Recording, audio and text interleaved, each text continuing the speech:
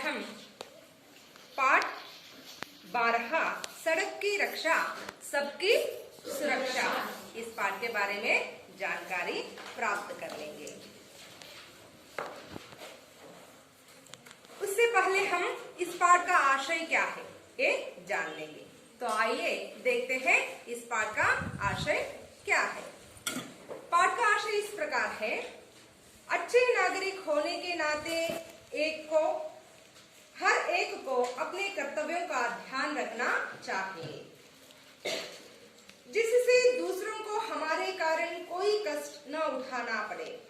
इस पाठ में सड़क की सुरक्षा, सफाई आदि पर प्रकाश डालते हुए नागरिक के प्रमुख कर्तव्य के प्रति छात्रों को सचेत किया गया है।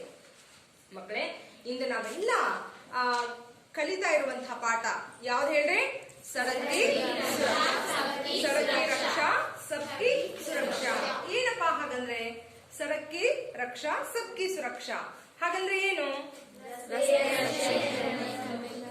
ರಸ್ತೆಯನ್ನ ರಕ್ಷಣೆ ಮಾಡಬೇಕು.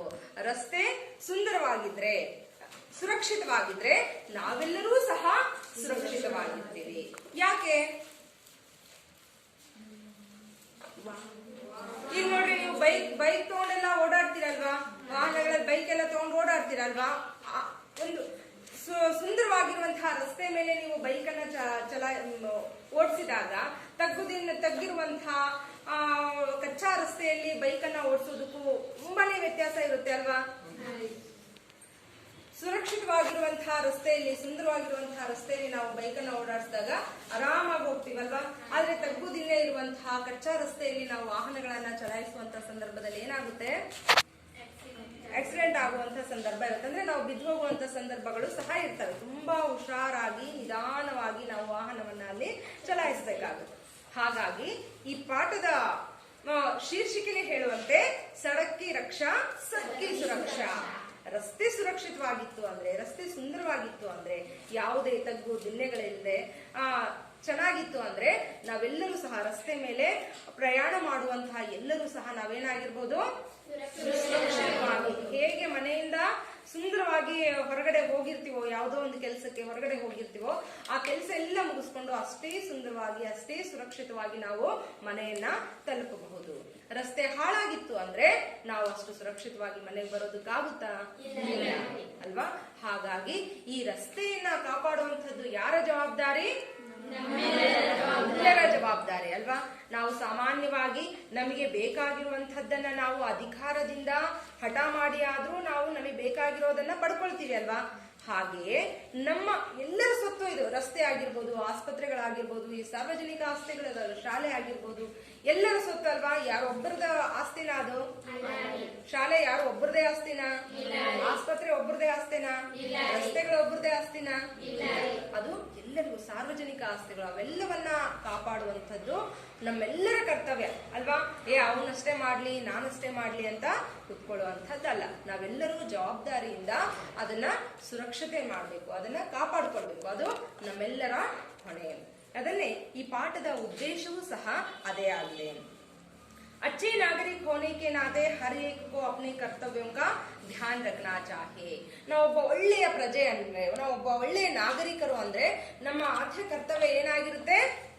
ನಮ್ಮ ಎಲ್ಲ ಕರ್ತವ್ಯಗಳನ್ನ ನಾವು ಒಳ್ಳೆ ನಾಗರಿಕರು, ಒಳ್ಳೆ ವ್ಯಕ್ತಿ, ಒಳ್ಳೆ ಪ್ರಜೆ ಅಂತ ಅನ್ಸ್ಕೊಳ್ಳೋದು ಯಾವಾಗ? ಕೇವಲ ಅಧಿಕಾರದಿಂದ ನಮ್ಮ ಹಕ್ಕುಗಳನ್ನ ಕೇಳಿ ಪಡ್ಕೊಳ್ಳೋದ್ರಿಂದ ಅಲ್ಲ. ನಮ್ಮ ಕರ್ತವ್ಯಗಳೇನಿದಾವಲ್ಲ ಅವೆಲ್ಲವುಗಳನ್ನ ಚಾಚೂ ತಪ್ಪದೆ ಅಚ್ಚುಕಟ್ಟಾಗಿ ನಿಭಾಯಿಸಿದ್ದೇ ಆದಲ್ಲಿ ಆಗ ಮಾತ್ರ ನಾವು ಒಬ್ಬ ಒಳ್ಳೆಯ ಪ್ರಜೆ, ಉತ್ತಮ ಪ್ರಜೆ, ಒಬ್ಬ ಒಳ್ಳೆಯ ನಾಗರಿಕರಾಗೋದಕ್ಕೆ ಸಾಧ್ಯ. ಹಾಗೆ ನಮ್ಮೆಲ್ಲ ಕರ್ತವ್ಯಗಳನ್ನ ಅರ್ಥ ಮಾಡಿಕೊಂಡು ನಾವು ಅವನ್ನ ಅಚ್ಚುಕಟ್ಟಾಗಿ ಮಾಡ್ತಾ ಹೋಗ್ಬೇಕು. ಆ ಕರ್ತವ್ಯಗಳನ್ನ ನಿಭಾಯಿಸುವಂತಹ ಸಂದರ್ಭದಲ್ಲಿ ಇನ್ನೂ ಒಂದು ಅಂಶವನ್ನು ನಾವು ನೆನಪಿಟ್ಕೊಳ್ಬೇಕು. ಏನಪ್ಪಾ ಅದು ಅಂದ್ರೆ, हर एक को अपने कर्तव्यों का ध्यान रखना चाहिए, जिससे दूसरों को हमारे कारण कोई कष्ट न उठाना पड़े. ನಮ್ಮೆಲ್ಲರಿಗೂ ಸಹ ನಮ್ಮ ಕರ್ತವ್ಯಗಳ ಬಗ್ಗೆ ಜವಾಬ್ದಾರಿ ಇರಬೇಕು. ಅವೆಲ್ಲವುಗಳನ್ನು ನಾವು ನಿಭಾಯಿಸಬೇಕು. ಇನ್ನೊಂದು, ನಮ್ಮಿಂದ ಯಾರಿಗೂ ಸಹ ತೊಂದರೆ ಆಗಬಾರ್ದು ಅನ್ನೋ ಅಂಶವನ್ನು ಸಹ ನಾವು ನೆನಪಿನಲ್ಲಿ ಇಟ್ಕೊಳ್ಬೇಕು.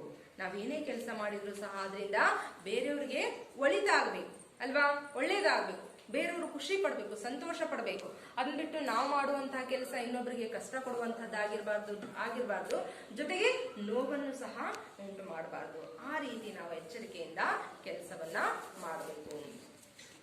इस पाठ में सड़क की सुरक्षा, सफाई आदि पर प्रकाश डालते हुए नागरिक के प्रमुख कर्तव्य के प्रति छात्रों को सचेत किया गया है.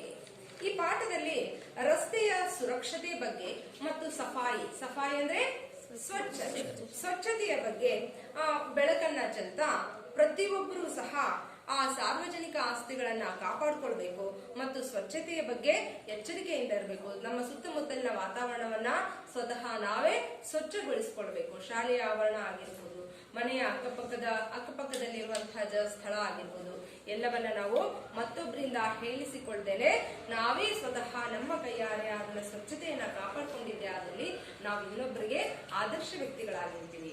ಆಗ ಅವರು ನಮ್ಮನ್ನ ನೋಡಿ ಇಂಥ ಸಣ್ಣ ಮಗು, ಇನ್ನ ಪ್ರೌಢಶಾಲೆಗೆ ಹೋಗುವಂತಹ ಮಗು ಇಷ್ಟೊಂದು ಸ್ವಚ್ಛವಾಗಿರುತ್ತೆ, ತನ್ನ ಮನೆಯ ಸುತ್ತಮುತ್ತಲಿನ ಜಾಗವನ್ನು ಸಹ ಸ್ವಚ್ಛವಾಗಿಟ್ಕೊಳ್ಳುತ್ತೆ ಅಂತ ಅರ್ಥ ಮಾಡಿಕೊಂಡು ಮನೆಯ ಅಕ್ಕಪಕ್ಕದವರು ಸಹ ಏನ್ ಮಾಡ್ತಾರೆ, ಆಗ ಸ್ವಚ್ಛವಾಗಿರೋದಕ್ಕೆ, ತಮ್ಮ ಮನೆಯ ಸುತ್ತಮುತ್ತಲಿನ ಪರಿಸರವನ್ನು ಸಹ ಸ್ವಚ್ಛವಾಗಿಟ್ಕೊಳ್ಳೋದಕ್ಕೆ ಪ್ರಯತ್ನ ಮಾಡ್ತಾರೆ ಅಲ್ವಾ.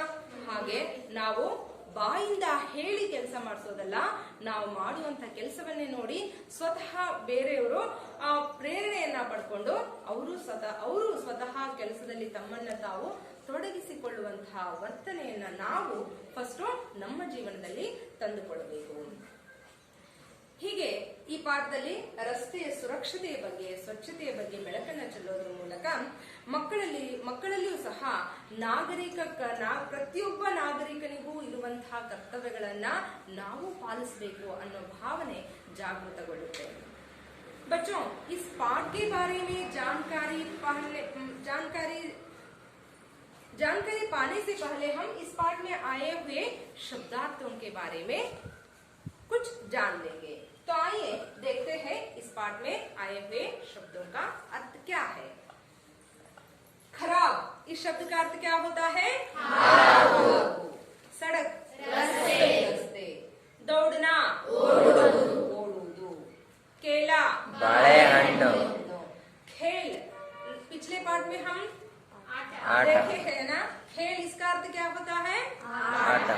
केला इसका अर्थ क्या होता है?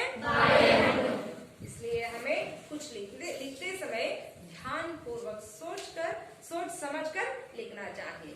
अगर वाक्य में खेला लिखना है तो इसके बदले हम खेल लिखे तो इसका अर्थ ही पूरा वाक्य का अर्थ ही बदल जाता है. इसलिए हमें लिखते समय शब्दों पर ध्यान रखना आवश्यक होगा. केला, इस शब्द का अर्थ क्या होता है? छिलका, सिप्पे. सफाई, स्वच्छते. फिसलना, गंदे होना, चौंकना, ಆಶ್ಚರ್ಯವಾಗು ಅಥವಾ ದಿಗ್ಭ್ರಾಂತನಾಗು ಅಂತಲೂ ಸಹ ಕರೀತಾರೆ.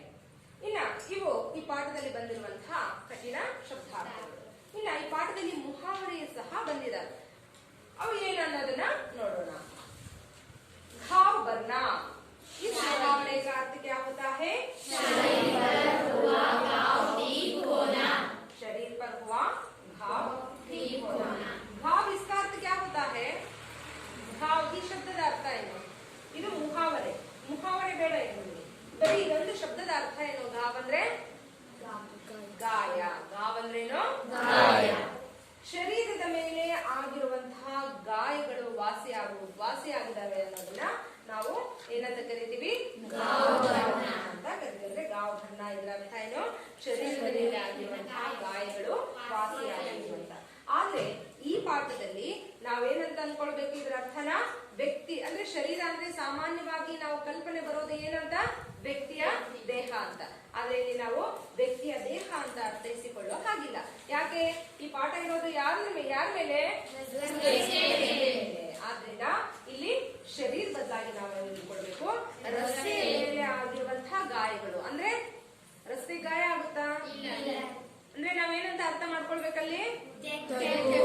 ರಸ್ತೆ ಮೇಲೆ ಆಗಿರುವಂತಹ ತೆಗ್ಗು ದಿಣ್ಣೆಗಳನ್ನ ಮುಚ್ಚುವುದು, ಆಗ ರಸ್ತೆ ಸುರಕ್ಷಿತವಾಗುತ್ತೆ. ರಸ್ತೆ ನಾವ್ ಹೇಗೆ ಆರೋಗ್ಯ ಕಾಯಿಲೆ ಬಿದ್ದಾಗ ಔಷಧೋಪಚಾರಗಳನ್ನ ಮಾಡಿಕೊಂಡು ಆರೋಗ್ಯದಿಂದ ಇರ್ತೀವೋ, ಹಾಗೆ ಗಾಯಗಳಾದಾಗ ಅದ್ರ ಮೇಲೂ ಸಹ ನಾವು ಔಷಧಿಯನ್ನ ಹಚ್ಕೊಂಡು ಗಾಯವನ್ನ ವಾಸಿ ಮಾಡ್ಕೊಳ್ತೀವಿ. ಹಾಗೆ ರಸ್ತೆಗೆ ಗಾಯ ಆಗಿದೆ ಅಂದ್ರೆ ರಸ್ತೆಯ ಮೇಲೆ ನಾವಾಗಿ ಮಾಡಿರುವಂತಹ ತೆಗ್ಗುಗಳು ಅಲ್ವಾ?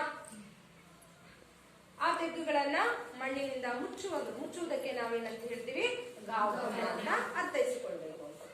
ಸಾಮ್ ಸೂಂಘ್ ಜಾನ. ಸಾಮ್ ಸೂಂಘ್ ಜಾನ ಅಂದ್ರೆ ನಿಷ್ಕ್ರಿಯ ಹೋ ಜಾನ ಅಂದ್ರೆ ಏನೂ ಗೊತ್ತಾಗದೆ ಇರೋ ಹಾಗೆ ದಿಗ್ಭ್ರಾಂತರ ಆಗುವಂಥದ್ದು, ಕಂಗಾಲಾಗುವಂಥದ್ದು, ಒಂದು ಕ್ಷಣಕ್ಕೆ ನಾವು ಯೋಚನಾ ಶಕ್ತಿಯನ್ನೇ ಕಳೆದುಕೊಳ್ಳುವಂತಹ ಪರಿಸ್ಥಿತಿ. ಈಗ ಯಾರಾದ್ರೂ ನಮ್ಮ ಮನೆಯಲ್ಲಿ ಯಾರಿಗಾದ್ರೂ ಏನಾದ್ರೂ ಆಘಾತ ಆದಾಗ, ಅಥವಾ ಮನೆಯಲ್ಲಿ ನಾವೆಲ್ಲ ಹೊರಗಡೆ ಕೂತ್ಕೊಂಡಿರ್ತೀವಿ ಅಥವಾ ಮನೆಯಲ್ಲಿ ಇರ್ತೀವಿ, ಒಂದೇ ಸಲಕ್ಕೆ ಬೆಂಕಿ ಹತ್ತಿದಾಗ ಹೇಗಾಗುತ್ತೆ ನಮಗೆ? ಆವಾಗ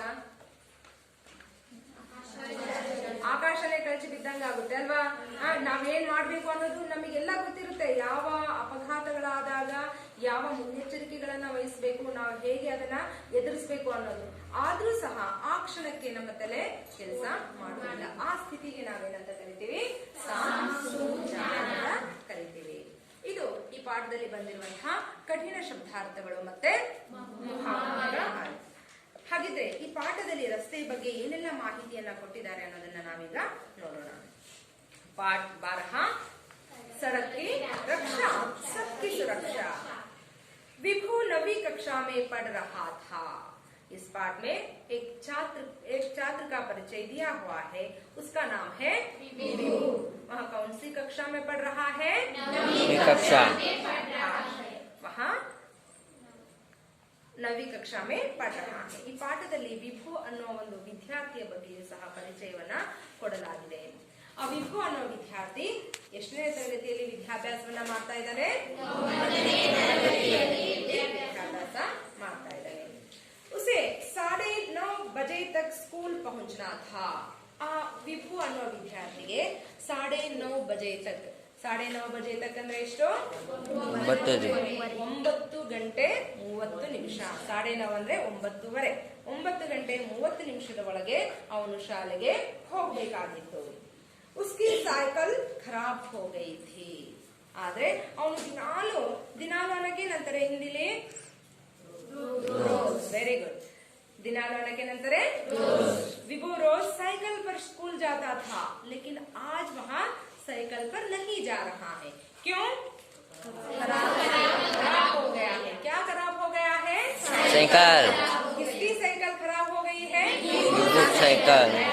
विभू की साइकिल खराब हो गई है।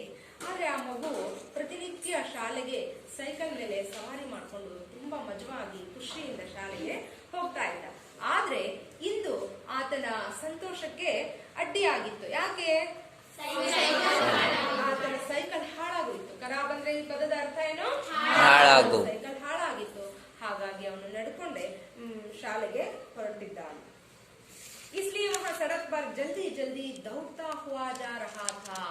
आद्रिंदा ಅವನು ದೌಡ್ತಾ ಹುವಾ ಅಂದ್ರೆ ಓಡ್ತಾ ವೇಗವಾಗಿ ರಸ್ತೆ ಮೇಲೆ ಓಡ್ತಾ ವೇಗವಾಗಿ ಶಾಲೆಗೆ ಬರ್ತಾ ಇದ್ದ. सड़क पर किसी ने खेले का छिलका फेंक दिया था। ಆದ್ರೆ ನೋಡ್ರಿ, ಮನುಷ್ಯ ಇಷ್ಟೆಲ್ಲ ಇಡೀ ಪ್ರಾಣಿ ಸಂಕುಲದಲ್ಲೇ ತುಂಬಾ ಬುದ್ಧಿವಂತ ಪ್ರಾಣಿ ಯಾವುದು? ಮನುಷ್ಯ ಅಲ್ವಾ? ನಾವಷ್ಟೆಲ್ಲ ಯಾಕೆ ನಮಗೆ ಬುದ್ಧಿವಂತ ಪ್ರಾಣಿ ಅಂತ ಕರೀತಾರೆ? ಯೋಚನೆ ಮಾಡೋ ಶಕ್ತಿ ಇದೆ, ಜೊತೆಗೆ ಯೋಚನೆ ಮಾಡಿರೋದನ್ನ ಪ್ರಸ್ತುತಪಡಿಸುವಂತ, ಮಾಡಿ ತೋರಿಸಿ ಸಾಧಿಸುವಂತ ಶಕ್ತಿ ಇದೆ ಅನ್ನೋದಕ್ಕಾಗಿ ಮನುಷ್ಯನನ್ನ ಅತ್ಯಂತ ಬುದ್ಧಿವಂತ ಪ್ರಾಣಿ ಅಂತ ಕರೀತಾರೆ. ಆ ಬುದ್ಧಿವಂತ ಪ್ರಾಣಿ ಮಾಡಿರುವಂತಹ ಎಡವಟ್ಟು ಕೆಲಸನ ಏನಿದು? ಚಿಲ್ಕಾ ಖೇಲೆ ಕಾ ಚಿಲ್ಕಾ ಸಡಕ್ ಪರ್ ಫೇಂಕ್ ದಿಯಾ ಥಾ. ಅಂದ್ರೆ ಖೇಲ ಅಂದ್ರೇನು? ಬಾಳೆಹಣ್ಣನ್ನ ತಿಂದು ಸಿಪ್ಪೆನ ಯಾರೋ ಅಜ್ಞಾನಿ ತಿರುಗೇಡಿ ಏನ್ ಮಾಡಿದ್ದ? ಮೇಲೆ ಎಸೆದಿದ್ದ. ಆ ಪಾಪ ಆ ವಿಭು ಅನ್ನೋ ಬಾಲಕ ತುಂಬಾ ವೇಗವಾಗಿ ಶಾಲೆಗೆ ಲೇಟ್ ಆಗುತ್ತೆ, ಸಮಯಕ್ಕೆ ಸರಿಯಾಗಿ ನಾನು ಶಾಲೆಗೆ ಹೋಗ್ಬೇಕು ಅನ್ನೋ ತವಕದಿಂದ ಆ ಮಗು ಏನ್ ಮಾಡ್ತಾ ಇತ್ತು? ವೇಗವಾಗಿ ಓಡ್ ಬರ್ತಾ ಇತ್ತು. ಆತನ ತಲೆಯಲ್ಲಿ ಆತನ ಗಮನ ಇರೋದೆಲ್ಲಿ? ಸಮಯದ ಮೇಲೆ. ಸಮಯದ ಮೇಲೆ, ಆ ಸಮಯದ ಒಳಗೆ ನಾ ಶಾಲೆಗೆ ಹೋಗ್ಬೇಕು ಅನ್ನೋ ಸಮಯ ಪ್ರಜ್ಞೆ ಆ ಮಗುವಿಗಿತ್ತು. ಹಾಗಾಗಿ ಆ ಮಗು ಏನ್ ಮಾಡ್ತಾ ಇತ್ತು, ಓಡಿ ಬರ್ತಾ ಇತ್ತು. ಆದ್ರೆ ಪಾಪ ಆ ರಸ್ತೆ ಮೇಲೆ ಬಿದ್ದಿರುವಂತ ಬಾಳೆಹಣ್ಣಿನ ಸಿಪ್ಪೆಯ ಮೇಲೆ ಆ ಮಗುವಿನ ಗಮನ ಹೋಗ್ಲೇ ಇಲ್ಲ. हमेशा सबको सफाई का ध्यान रखना चाहिए, मगर कुछ लोग ऐसा नहीं करते. ಆದ್ರಿಂದ ಸದಾ ಕಾಲ ನಮಗೆಲ್ಲರಿಗೂ ಸ್ವಚ್ಛತೆ ಬಗ್ಗೆ ಕಾಳಜಿ ಇರ್ಬೇಕಲ್ವಾ. ಆ ಹಣ್ಣನ್ನ ತಿಂತೀವಿ, ಹಣ್ಣನ್ನ ತಿಂದು ಸಿಪ್ಪೆನ ಎಲ್ಲಿ ಬಿಸಾಕ್ಬೇಕು, ಡಸ್ಟ್ಬಿನ್ ಅಲ್ಲಿ ಹಾಕ್ಬೇಕು. ಅಥವಾ ನಾವು ರಸ್ತೆಯಲ್ಲಿ ಹೊರಟಿದ್ವಿ ಅಂದ್ರೆ ಅದನ್ನ ಯಾರು ಓಡಾಡದೇ ಇರುವಂತಹ ಜಾಗದಲ್ಲಿ ಅದನ್ನ ಬಿಸಾಕ್ಬೇಕು. ಅಂದ್ರೆ ಆ ಒಂದು ಜ್ಞಾನ, ಆ ಒಂದು ವಿಷಯದ ಕಡೆ ಗಮನ ನಮಗೂ ಸಹ, ಪ್ರತಿಯೊಬ್ಬರಿಗೂ ಸಹ ಇರಬೇಕು. ಆದ್ರೆ ಮಗರ್ ಅಂದ್ರೆ ಈ ಪದದ ಅರ್ಥ ಏನು, लेकिन, वेकिन, किंतु, परंतु, अगर, मगर, इस पद का अर्थ क्या होता है, ಆದರೆ. Very good. ಆದ್ರೆ ಕುಚ್ ಲೋಗ್ ಅಂದ್ರೆ ಕೆಲವು ಜನರಿಗೆ, ಎಲ್ಲರೂ ಹಾಗೆ ಅಜ್ಞಾನಿಗಳಾಗಿರ್ತಾರೆ ಅಂತಲ್ಲ, ಕೆಲವೊಬ್ಬರಿಗೆ ಆ ಪ್ರಜ್ಞೆ ಇರುತ್ತೆ. ನಾವು ಹಣ್ಣನ್ನ ತಿಂದು ಸಿಪ್ಪೆನ ಈ ತರ ಬಿಸಾಕಿದ್ರೆ ಬೇರೆಯವ್ರಿಗೆ ತೊಂದರೆ ಆಗುತ್ತೆ ಅನ್ನೋ ಪ್ರಜ್ಞೆ ಇರುತ್ತೆ. ಹಾಗಾಗಿ ಅವ್ರೇನ್ ಮಾಡ್ತಾರೆ, ಯಾರು ಓಡಾಡದೇ ಇರುವಂತಹ ಜಾಗದಲ್ಲಿ ಅದನ್ನ ಹಾಕ್ತಾರೆ. ಆದ್ರೆ ಕೆಲವೊಂದು ಜನರಿಗೆ ಆ ತಿಳುವಳಿಕೆ ಇರೋದಿಲ್ಲ. ಅವ್ರೇನ್ ಮಾಡ್ತಾರೆ, ಎಲ್ಲಿ ಬೇಕಲ್ಲಿ, ಎಲ್ಲಿ ನಿಂತಿರ್ತಾರೋ ಅಲ್ಲಿ ಆ ವಸ್ತುಗಳನ್ನ, ತ್ಯಾಜ್ಯ ವಸ್ತುಗಳನ್ನ ಬಿಸಾಕ್ತಾರೆ, ಎಸಿತಾರೆ. ಕಭಿ ಕಭಿ ವೇ ಅಪ್ನೆ ನಾಗರಿಕ ಕೆ ಕರ್ತವ್ಯ ಕೋ ಭೂಲ್ ಜಾತೆ ಹೇ. ಅಂದ್ರೆ ನಾವು ಯಾವ ಸ್ಥಳದಲ್ಲೇ ಇರ್ಲಿ, ಯಾವ ಜಾಗದಲ್ಲೇ ಇರ್ಲಿ, ಆ ಜಾಗದ ಸ್ವಚ್ಛತೆಯನ್ನ ಕಾಪಾಡಿಕೊಳ್ಳುವುದು ನಾಗರಿಕರಾದಂಥ ನಮ್ಮೆಲ್ಲರ ಕರ್ತವ್ಯ ಆಗಿರುತ್ತೆ. ಆದ್ರೆ ಕೆಲವೊಬ್ಬರು ಏನ್ ಮಾಡ್ತಾರೆ, ಆ ನಾಗರಿಕ ಕರ್ತವ್ಯಗಳನ್ನ ಮರೆತು ಬಿಡ್ತಾರೆ. ಭೂಲ್ ಜಾತೆ ಹೇ, ಭೂಲ್ನ ಅಂದ್ರೇನೋ ಮರೆತು ಬಿಡ್ತಾರೆ. ವಿಭೂ ಕಾ ಭಾವ್ ಚಿಲ್ಕೆ ಪರ್ ಪಡ್ತೆ ಹೇ ವಹಾ ಫಿಸಲ್ ಕರ್ ಗಿರ್ ಪಡಾ. ಆದ್ರೆ ಆ ಮಗು ವೇಗವಾಗಿ, ರಭಸವಾಗಿ ಶಾಲೆಗೆ ಸಮಯಕ್ಕೆ ಸರಿಯಾಗಿ ಹೋಗ್ಬೇಕು ಅನ್ನೋ ತವಕದಿಂದ ಓಡೋಗ್ತಾ ಇತ್ತು. ಆ ಅಕಸ್ಮಾತ್ ಆಗಿ ಆ ಮಗುವಿನ ಕಾಲು ಬಾಳೆಹಣ್ಣಿನ ಸಿಪ್ಪೆಯ ಮೇಲೆ ಇಟ್ಟಿದ್ರಿಂದ ಅದನ್ನು ಜಾರ್ಕೊಂಡು ಕೆಳಗಡೆ ಬಿದ್ದ. ವೇಗವಾಗಿ ಹೋಗ್ತಾ ಇದ್ದ, ಹಾಗಾಗಿ ಅವನು ಬಿದ್ದಿರೋದು ಅಷ್ಟೇ ವೇಗವಾಗಿ ರಭಸದಿಂದ ಕೆಳಗಡೆ ಬಿದ್ದಿರ್ತಾನೆ. ಮತ್ತು ಅಷ್ಟೇ ಆಳವಾದ ಗಾಯವೂ ಸಹ ಅವನಿಗೆ ಆಗಿರುತ್ತೆ. ನಾವು ನಿಧಾನಕ್ಕೆ ನಡ್ಕೊಂಡು ಹೋದಾಗ ಬಿದ್ರೆ ನಮಗೆ ಬಹಳ ಪೆಟ್ಟಾಗಲ್ಲ, ಆಗುತ್ತಾ? ಇಲ್ಲ. ನಮಗೆ ಅವಾಗ ಅಳು ಬರುತ್ತೆ. ಯಾಕೆ, ನನ್ನನ್ನು ಬಿದ್ದಿರೋದನ್ನ ನೋಡಿ ಬೇರೆಯವ್ರು, ನನ್ನ ಸ್ನೇಹಿತರು ನಕ್ರಲ್ಲ ಅಂತ ಅಳು ಬಂದಿರುತ್ತೆ, ದುಃಖ ಆಗಿರುತ್ತೆ ಹೊರತು ನಮಗೆ ನೋವಾಗಿದೆ ಅಂತ ದುಃಖ ಆಗಿರಲ್ಲ ಅಲ್ವಾ. ಆದ್ರೆ ವಿಭುಗೆ ಆಗಾಗಿರ್ಲಿಲ್ಲ. ಯಾಕಂದ್ರೆ ಅವನು ತುಂಬಾ ವೇಗವಾಗಿ ಓಡೋಗ್ತಾ ಇದ್ದ, ಅಷ್ಟೇ ವೇಗವಾಗಿ ಅವನು ಕೆಳಗಡೆ ಬಿದ್ದಿದ್ದ, ಅಷ್ಟೇ ಆಳವಾದ ಗಾಯವೂ ಸಹ ಅವನಿಗೆ ಆಗಿತ್ತು. ಚೋಟ್ ಲಗಿ ಕಪಡೆ ಗಂದೆ ಹೋಗೆ ತೋ ವಹಾ ಉದಾಸ್ ಹೋಗ್ಯಾ. ಬಿದ್ದ ತಕ್ಷಣ ಅವನಿಗೆ ಗಾಯ ಆಯ್ತು. ಆದ್ರೆ ಆ ಮಗು ಗಾಯ ಆಯ್ತಲ್ಲ ಅಂತ ಬೇಸರ ಮಾಡ್ಕೊಳ್ಳಿಲ್ಲ. ಉದಾಸ್ ಅಂದ್ರೆ ಬೇಸರವಾಗು, ದುಃಖವಾಗು. ಯಾಕೆ ಬೇಸರ ಮಾಡ್ಕೊಂಡ ಅವನು, ಕೆಳಗಡೆ ಬಿದ್ದು, ಅವನು ಕೆಳಗಡೆ ಬಿದ್ದಿದ್ರಿಂದ ರಸ್ತೆ ಮೇಲಿರುವಂತಹ ಮಣ್ಣು ಆತನ ಶಾಲೆಯ ಯೂನಿಫಾರ್ಮ್ಗೆ ಏನಾಯ್ತು, ಶಾಲಾ ಸಮವಸ್ತ್ರಕ್ಕೆ ತಾಗ್ತು. ಹಾಗಾಗಿ ಶಾಲಾ ಸಮವಸ್ತ್ರ ಒಂದು ಹಾಳಾಯ್ತು, ಕೊಳೆಯಾಯ್ತು. ಹಾಗಾಗಿ ಆ ಮಗು ದುಃಖ ಪಡೋದಕ್ಕೆ ಶುರು ಮಾಡ್ದ. ಬೇಜಾರಾಯ್ತು ಅವನಿಗೆ. ಆಗ ಎಲ್ಲಿಂದಲೋ ಒಂದು ಧ್ವನಿ ಕೇಳಿಸುತ್ತೆ ಅವನು. ಈಗ ನಾವು ಯಾವ ಚಲನಚಿತ್ರಗಳಲ್ಲಿ ನೋಡ್ತಾ ಇರ್ತೀವಿ, ಒಬ್ಬ ಭಕ್ತ ಸುಮಾರು ತಪಸ್ಸನ್ನ ಮಾಡ್ತಾ ಇದ್ರೆ ಆ ಭಗವಂತ ಅಶರೀರವಾಣಿ ಅಂದ್ರೆ ಆ ಕೇವಲ ಶರೀರ ಕಾಣಿಸಲ್ಲ, ಕೇವಲ ಮಾತು ಮಾತ್ರ ಕೇಳಿಸುವಂತದ್ದು. Very good. ಆ ರೀತಿಯ ಒಂದು ಅಶರೀರವಾಣಿ ಆತನಿಗೆ ಕೇಳಿಸುತ್ತೆ. ಉಠೋ ಬೇಠ ಉದಾಸ್ ಮತ್ ಹೋ. ಹಾಗಂದ್ರೆ ದುಃಖ ಪಡಬೇಡ ಅಂತ ಇಲ್ಲಿಂದಲೂ ಒಂದು ಅಶರೀರವಾಣಿ ಆ ಮಗುವಿಗೆ ಕೇಳಿಸುತ್ತೆ. ಕಹಿಸೆ ಆವಾಜ್ ಆಯಿ. ಆವಾಜ್ ಅಂದ್ರೆ ಧ್ವನಿ ಅಥವಾ ಶಬ್ದ. ಇಲ್ಲಿಂದಲೂ ಆ ಧ್ವನಿ ಕೇಳಿಸ್ತು. ಯಾವ ಧ್ವನಿ? ಎದ್ದೇಳು ಮಗು, ದುಃಖ ಪಡಬೇಡ ಅನ್ನೋ ಒಂದು ಶಬ್ದ ಕೇಳಿಸ್ತು. ಉಸ್ನೆ ಆಗೆ ಪೀಛೆ ದೇಖಾ. ಅವನು ಹಿಂದೆ ಮುಂದೆ ನೋಡ್ತಾನೆ ಅಲ್ವಾ. ಈಗ ನಾವೇ ರಸ್ತೆ ಮೇಲೆ ಹೋಗ್ಬೇಕಾದಾಗ ಬಿದ್ದಾಗ ಎದ್ದೇಳು ಮಗು ಅಂತಂದಾಗ ನಾವು ಹಿಂದೆ ಮುಂದೆ ನೋಡ್ತೀವಿ, ಯಾರು ನನ್ನನ್ನ ಉದ್ದೇಶಿಸಿ ಮಾತನಾಡಿದ್ದು ಅಂತ. ಹಾಗೆ ವಿಭು ಸಹ ಹಿಂದೆ ಮುಂದೆ ನೋಡ್ತಾನೆ. ಆಸ್ಪಾಸ್ ಕೋಯಿ ದಿಖಾಯಿ ನಹಿ ದಿಯಾ. ಆದ್ರೆ ಆಸ್ಪಾಸ್ ಅಂದ್ರೆ ಅಕ್ಕಪಕ್ಕ ಯಾರೂ ಸಹ ಆತನಿಗೆ ಕಾಣಿಸ್ಲಿಲ್ಲ. ದೂರ್ ತಕ್ ಕೋಯಿ ನಹಿ ಥಾ. ತುಂಬಾ ದೂರದವರೆಗೆ ನೋಡ್ತಾನೆ, ಯಾರೂ ಇರ್ಲಿಲ್ಲ. ವಿಭು ಚೌಂಖಯ, ಅವನಿಗೆ ಆಶ್ಚರ್ಯ ಆಯ್ತು, ದಿಗ್ಭ್ರಾಂತನಾದ. ಏನಪ್ಪಾ, ಯಾರೂ ಇಲ್ಲಿ ಕಾಣ್ತಾ ಇಲ್ಲ, ರಸ್ತೆ ಮೇಲೆ ಯಾರೂ ಇಲ್ಲ, ಆದ್ರೂ ಈ ಧ್ವನಿ ನನಗೆ ಕೇಳಿಸ್ತಾ ಇದೆಯಲ್ಲ. ಒಂದು ಕ್ಷಣ ಆತನಿಗೆ ಭಯವೂ ಆಗುತ್ತೆ, ಯಾಕಂದ್ರೆ ತುಂಬಾ ಜೋರಾಗಿ ಆ ಶಬ್ದ ಕೇಳಿಸಿತ್ತು ಅವನಿಗೆ. ಆದ್ರೆ ಯಾರು ಕಾಣಿಸ್ತಾ ಇಲ್ಲ, ಶರೀರ ಮಾತ್ರ ಇಲ್ಲ, ಧ್ವನಿ ಮಾತ್ರ ಕೇಳಿಸ್ತಾ ಇದೆಯಲ್ಲ ಅಂತ ಒಂದು ಕ್ಷಣ ಭಯನೂ ಆಗುತ್ತೆ, ಜೊತೆಗೆ ಆಶ್ಚರ್ಯನೂ ಪಡ್ತಾನೆ. ಇತನೇ ಮೇ ಸಡಕ್ ಫಿರ್ ಸೆ ಬೋಲಿ, ಅಷ್ಟರಲ್ಲಿ ಅವನು ಸುಧಾರಿಸ್ಕೊಳ್ಳೋ ಅಷ್ಟರಲ್ಲಿ ಬಿಡು ನನ್ ಭ್ರಮೆ ಆಗಿರ್ಬೇಕು ಅನ್ಕೊಳ್ತಾನೆ. ಅಯ್ಯೋ ಯಾರು ಇಲ್ಲ, ನನ್ ಭ್ರಮೆ ಆಗಿರ್ಬೇಕು. ಅವನ ಧ್ಯಾನ ಏನೋ ಯಾರು ಮಾತಾಡಿದ್ರು ಅಂತ ಹುಡ್ಕೋದು ಅವನ ಗಮನ ಅವನ ಉದ್ದೇಶ ಆಗಿರ್ಲಿಲ್ಲ. ಈಗ ಅವನಿಗೆ ಏನಿತ್ತು ಅವನ ತಲೆಯಲ್ಲಿ ಪೂರ್ತಿ ಟೈಮ್ ಆಗಿದೆ, ನಾನು ಹೇಗಾದ್ರೂ ಮಾಡಿ ಸಮಯಕ್ಕೆ ಸರಿಯಾಗಿ ಶಾಲೆಗೆ ಹೋಗ್ಬೇಕು, ಅದ್ರಲ್ಲಿ ಬೇರೆ ನನ್ ಬಟ್ಟೆ ಎಲ್ಲ ಕೊಳೆ ಆಗ್ಬಿಡ್ತಲ್ಲ, ಈಗ ನಾನು ಹೆಂಗ್ ಶಾಲೆಗೆ ಹೋಗೋದು ಅಂತ ಮಗು ಚಿಂತೆ ಮಾಡ್ತಾ ಇತ್ತು. ಅಷ್ಟರಲ್ಲಿ ಮತ್ತೊಂದ್ಸಲ ಶಬ್ದ ಕೇಳಿಸುತ್ತೆ ಅವನಿಗೆ. ಮತ್ತೆ ರಸ್ತೆ ಆತನನ್ನು ಉದ್ದೇಶಿಸಿ ಮಾತನಾಡುತ್ತೆ. ಬೇಟಾ ಮೈ ಸಡಕ್ ಬೋಲ್ ರಹಿ ಹೂಂ. ಮಗು, ರಸ್ತೆ ಪಾನ ಮಾತಾಡ್ತಾ ಇರೋದು, ನೀನ್ ಮಲಗಿದೆಯಲ್ಲ, ನೀನ್ ಬಿದ್ದಿದೆಯಲ್ಲ, ಯಾರ ಮೇಲೆ ಬಿದ್ದಿದೆಯಾ ಹೇಳೋ, ರಸ್ತೆ ಮೇಲೆ ಬಿದ್ದಿದೆಯಾ, ಆ ರಸ್ತೆನೇ ನಾನು ಮಾತಾಡ್ತಾ ಇರೋದು ಅಂತ ಹೇಳಿ ಹೇಳುತ್ತೆ. ಚೋಟ್ ತುಮೇ ಹಿ ನಹಿ ಮುಜೆ ಹಿ ಲಗಿ ಹೇ, ಗಾಯ ನಿನಗೊಬ್ಬನಿಗೆ ಆಗಿಲ್ಲಪ್ಪ, ನನಗೂ ಆಗಿದೆ. ಮುಜೆ ತೋ ಹಮೇಶಾ ಚೋಟ್ ಲಗ್ತಿ ರಹತಿ ಹೇ, ನೀನಾದ್ರೂ ಇವತ್ತೊಂದಿನ ಬಿದ್ದಿದೀಯ, ದಿನಾ ನನ್ನ ಮೇಲೇನೆ, ಅಂದ್ರೆ ದಿನಾ ಇದೇ ರಸ್ತೆ ಮೇಲೇನೆ ನೀನು ಸೈಕಲ್ ಸವಾರಿ ಮಾಡ್ಕೊಂಡು ಮಜವಾಗಿ ಸಂತೋಷದಿಂದ ಖುಷಿಯಾಗಿ ಶಾಲೆಗೆ ಹೋಗ್ತೀಯ. ಆದ್ರೆ ಯಾವತ್ತೂ ಬಿದ್ದಿರ್ಲಿಲ್ಲ ನೀನು, ಇವತ್ ಮಾತ್ರ ಬಿದ್ದಿದ್ಯಾ, ನಿನಗೆ ಇವತ್ ಮಾತ್ರ ಗಾಯ ಆಗಿದೆ. ಆದ್ರೆ ನನಗಂತೂ ದಿನಾಲು ಗಾಯ ಆಗ್ತಾ ಇರುತ್ತಲ್ಲ, ನಾನ್ ಅಳಲ್ವಲ್ಲ, ಹಾಗಿದ್ರೆ ನೀನು ಸಹ ಗಟ್ಟಿ ಆಗ್ಬೇಕು ಅನ್ನೋ ಅರ್ಥದಲ್ಲಿ ರಸ್ತೆ ಮಾತನಾಡುತ್ತೆ. आदमी तांगे जानवर मोटर गाड़ियां 24 घंटे मेरे ऊपर चलते रहते हैं. ಮನುಷ್ಯನಾದವನು ಅನೇಕ ವಾಹನಗಳ ಮೂಲಕ ರಸ್ತೆ ಮೇಲೆ ನಿರಂತರವಾಗಿ ಪ್ರಯಾಣ ಮಾಡ್ತಾ ಇರ್ತಾನೆ. ಲೋಗ್ ಢೇರ್ ಸಾರಾ ಕೂಡಾ ಕಚರಾ ಡಾಲ್ತೆ रहते हैं. ಅಷ್ಟಲ್ಲದೆ ಪ್ರಯಾಣ ಮಾಡೋದಷ್ಟೇ ಅಲ್ಲದೆ ತುಂಬಾ ಕಸ ಕಡ್ಡಿಯನ್ನ ರಸ್ತೆ ಮೇಲೆ ಎಲ್ಲಿ ಬೇಕಂದ್ರಲ್ಲಿ ಮನುಷ್ಯ ಹಾಕ್ತಾ ಇರ್ತಾನೆ. ಉದಾಹರಣೆಗೆ ನೀವು ನಿಮ್ಮ ಮನೆ ಓಣಿ ಏನಿದೆ ಅದರ ಕೊನೆಯ ಇದ್ರಲ್ಲಿ ಏನ್ ಮಾಡ್ತಿರ್ಬೋದು, ನೀವು ಕಸನ ಬಿಸಾಕೋದನ್ನ ನೋಡ್ತಾ ಇರ್ಬೋದಲ್ವಾ. ಹೆಂಗ್ ಬಿಸಾಕಿರ್ತೀರ, ವಿಚಿತ್ರವಾಗಿ ಬಿಸಾಕಿರ್ತೀರ ಅಲ್ವಾ. ಹಾಗೆ ಮಾಡೋದ್ರ ಬದಲಾಗಿ ಅಲ್ಲಿ ಒಂದು ಡಸ್ಟ್ಬಿನ್ ವ್ಯವಸ್ಥೆಯನ್ನ ಮಾಡಿ ಆ ಡಸ್ಟ್ಬಿನ್ ನಲ್ಲಿ ಕಸ ಹಾಕಿದ್ರೆ ಆ ಪರಿಸರ ಎಷ್ಟು ಸ್ವಚ್ಛವಾಗಿರುತ್ತಲ್ವಾ, ಎಷ್ಟು ಸುಂದರವಾಗಿರುತ್ತಲ್ವಾ. ಆ ವ್ಯವಸ್ಥೆಯನ್ನ ನಾವು ಸಹ ಮಾಡೋದಕ್ಕೆ ಪ್ರಯತ್ನ ಪಡಬೇಕು. वे बड़ी निर्ममता से मुझे काट भी देते हैं और महीनों मेरे घाव नहीं बनते.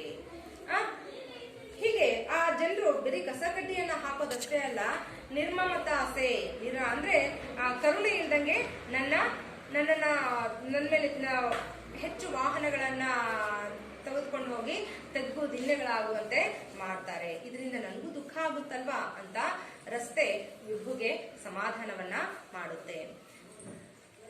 ಮಕ್ಕಳೇ, ಇದು ಇಲ್ಲಿ ಈ ದಿನದ ಪಾಠ. ಇನ್ನು ಯಾವ ರೀತಿಯಾಗಿ ರಸ್ತೆ ವಿಭುವಿನ ಬಳಿ ತನ್ನ ಕಷ್ಟಗಳನ್ನ ಹೇಳ್ಕೊಡುತ್ತೆ ಅನ್ನೋದನ್ನ ಮುಂದಿನ ತರಗತಿಯಲ್ಲಿ ನೋಡೋಣ. ಧನ್ಯವಾದಗಳು.